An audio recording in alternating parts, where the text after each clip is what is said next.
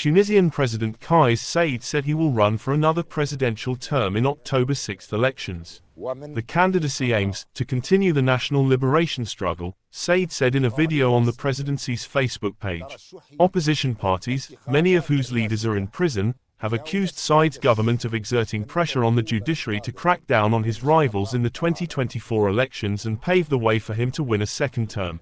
The re-election bid was announced the same day a court-jailed opposition leader Lotfi Mrihi, a potential presidential election candidate, to 8 months in prison on a charge of vote buying.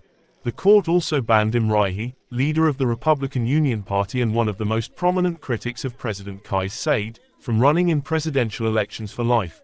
The opposition says fair and credible elections cannot be held unless imprisoned politicians are released and the media is allowed to do its job without pressure from the government.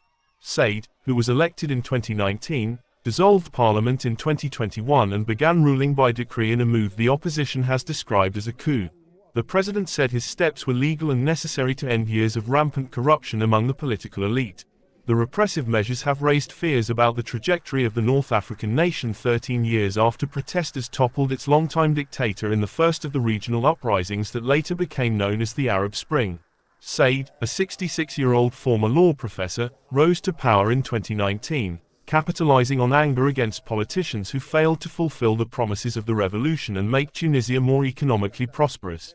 2 years after winning the election, Saied sacked the prime minister, suspended Tunisia's parliament, and had the constitution rewritten to consolidate his own power. Tunisia has since imprisoned dozens of his critics from the business and political sphere.